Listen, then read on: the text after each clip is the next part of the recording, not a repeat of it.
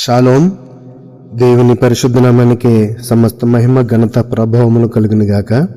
మన ప్రభువును రక్షకుడైన యేసుక్రీస్తు యెషువా మెస్సీ నామములో ఆత్మీయులైన దేవుని బిడ్డలని మీ అందరికీ నా హృదయపూర్వక వందనాలు, ఉదయకాలపు శుభాలు తెలియజేస్తున్నాను. దేవాతి దేవుని మహాకృప మనందరికీ ఈరోజంతా తోడుగా ఉండి నడిపించును గాక. ఆమేన్.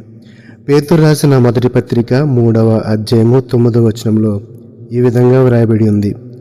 పేతురు రాసిన మొదటి పత్రిక 3వ అధ్యాయము 9వ వచనం, ఆశీర్వాదములకు వారసులవుటకు మీరు పిలువబడితిరి కనుక కీడుకు ప్రతి కీడైనను దూషణకు ప్రతి దూషణైనను చేయక దీవించుడి.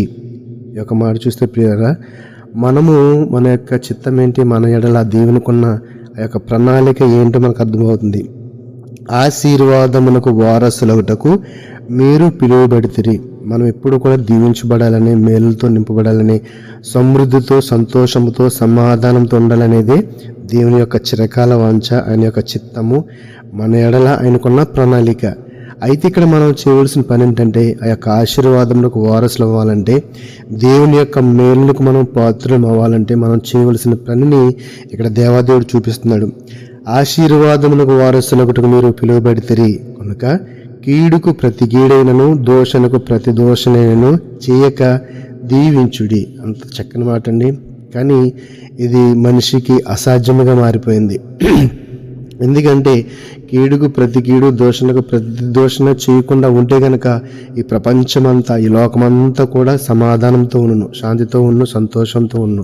కానీ ఎక్కడ చూసినా గొడవలు, ఎక్కడ చూసినా హింస, ఎక్కడ చూసినా ఈ యొక్క ఒకరి మీద ఒకరు ఈ యొక్క చెడు సహవాసం, చెడు సంబంధమైన మాటల కారణం ఏంటంటే ఈ యొక్క పగ, ఈ యొక్క ప్రతీకారాలు, ఈ యొక్క ద్వేషము, మనుషుల మధ్య ప్రేమ కంటే కూడా ఈ యొక్క ద్వేషము, ఈ యొక్క కీడు ఎక్కువైపోయిందని మనం గ్రహించగలుగుతున్నాము. అందుకే ఇక్కడ దేవత దేవుడు భక్తుడి ద్వారా మాట్లాడుచున్నాడు.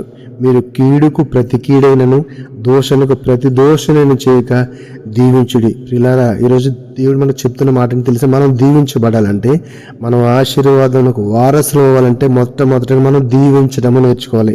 ఎదుటి మనిషిని దీవించాలి, ఎదుటి మనిషిని ప్రేమతో చూడాలి, సంతోషంతో, సమాధానంతో చూడాలి. అలాగే మనం ఆ యొక్క దీవెనలు, ఆ యొక్క మేలు ఎదుటి మనుషులకు ఇస్తూ ఉంటే కనుక తండ్రి అయిన దేవుడు మన ఏరియాలో కూడా ఆయన చిత్తమును నెరవేర్చుటకు ఆయన సిద్ధంగా ఉన్నాడు. ఆశీర్వాదములకు మనం వారసులు అవ్వాలంటే మనం ఏం చేయాలండి, ఎదుటివారికి కీడు చేయకుండా, ప్రతిదోషణ చేయకుండా వారిని దీవించాలంట. వారిని దీవిస్తే తండ్రి మనల్ని దీవిస్తాడు. మరి ఎదుటివారిని శపిస్తే మనము ఆ యొక్క ఆశీర్వాదానికి మనం అర్హులం కాదు. కాబట్టి ఇక్కడ చాలా స్పష్టంగా తండ్రి ఈరోజు మనతో మాట్లాడుతున్నారు. మనం దీవించబడాలంటే, మేలుతో నింపబడాలంటే ఏదైనా మాట అన్నా సరే, అంట పలానా వారు చెప్పారు, పలానా వీళ్ళు చెప్పారు, వాళ్ళు చెప్పారు, ఇవే కదండి మనలో పగలు యొక్క ప్రతీకారాలకు కారణం ఏంటి? మధ్యలో ఉన్న కొందరి మాటల వల్లే మన హృదయం గాయపడి ఎదుటివారి మీద యొక్క దూషణ, ఎదుటివారి మీద యొక్క కీడుకు, ప్రతీకారానికి మనము పురుగులుపుతున్నాం. కాబట్టి ఆ మాటలు పట్టించుకోకుండా నీవు స్వయంగా వింటే రియాక్ట్ అయినా పర్లేదు, కానీ ఎదుటి మనిషి ఏదో చెప్పాడని దాన్ని దృష్టిలో పెట్టుకుని మన పగ, ప్రతీకారాలకు పోతే మనము దేవుని దీవెనలకు దూరం అయిపోతున్నాము, దేవుని యొక్క మేలులకు మనము దూరం అయిపోతున్నాం. కాబట్టి ఈ యొక్క ప్రతి కీడు చేయడానికి, ప్రతి దోషణ చేయడానికి బదులుగా మీరు దీవించండి, ఆశీర్వదించండి. దేవుడు మిమ్మల్ని నిండాలుగా దీవించటకు సిద్ధంగా ఉన్నాడు. అపోస్తలుడైన పౌలు ఎఫెసీయులకు రాసిన పత్రిక 1:3 చూస్తే, ఆయన క్రీస్తునందు పరలోక విషయములలో ఆత్మ సంబంధమైన ప్రతి ఆశీర్వాదమునకు మనకు అనుగ్రహించును. ఆయన క్రీస్తునందుగా మెస్సీనందు పరలోక విషయములలో ఆత్మ సంబంధమైన ప్రతి ఆశీర్వాదము.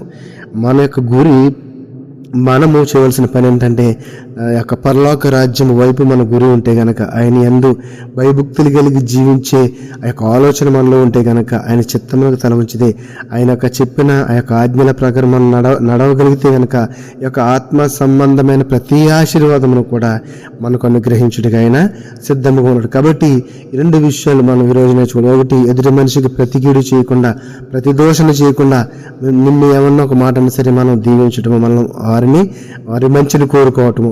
అలాగే రెండవదిగా ఆ యొక్క పరలోక రాజ్య విషయంలో మన గురి కలిగి ఉంటే గనక, తండ్రి రాజ్యం వైపు మనం కన్నులెత్తి చూస్తే గనక, ఆత్మ సంబంధమైన ప్రతి ఆశీర్వాదము కూడా మనకైనా ఇచ్చుటకు సిద్ధంగా ఉన్నాడు. కాబట్టి దేవుని యొక్క పిలుపు విషయంలో మనము ఆ యొక్క ఆశీర్వాదములకు వారసులవుటకు సిద్ధపడదాం. వాక్యానుసారమైన జీవితాన్ని జీవించి దేవుని యొక్క ఆశీర్వాదములకు వారసులవుదాం. దేవుడి మాటలను మన యొక్క ఆత్మీయ జీవితంలో ఫలింపజేసి ఆశీర్వదించిన గాక.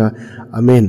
పరిశుద్ధుడా, మహోన్నతుడా, మహాగణుడా, పరలోకమందున మా తండ్రి, నీ పరిశుద్ధమైన ఉన్నతమైన ఘనమైన మనకు వందనాలు, స్తుతులు, స్తోత్రాలు. నైనా ఆశీర్వాదములకు మేము వారసులంటే ఏం చేయాలో ఈరోజు మాకు నేర్పించారు ప్రభు. అవును తండ్రి, మేము కీడుకు ప్రతి కీడైనను దోషణకు ప్రతి దోషణను చేయకుండా ఇతరులను ప్రేమిస్తూ ఆశీర్వదించి నీ యొక్క ఆశీర్వాదములకు వారసులవుటకు నీ కృప చూపమని, మమ్మల్ని బలపరచమని, ఆత్మీయ సంబంధమైన జీవితాన్ని మనం జీవించిన కృపను దయచేయమని ఎన్న వాక్యం ద్వారా మా హృదయాలను తృప్తిపరచండి. వందనాలు, స్తుతులు, స్తోత్రాలు చెల్లించుకుంటూ వాక్యమైన బిడ్డలందరి జీవితాలను బాగు చేసి రక్షణలో బలపరిచి నీ కృపలో భద్రపరిచి ఆశీర్వాదములకు వారసులను చేయమని నజరేయుడైన యేషువా మెస్సీయ నామములో ప్రార్థన వేడుకొనుచున్నాము తండ్రి. ఆమేన్, ఆమేన్. షాలోమ్. అందరికీ వందనాలండి.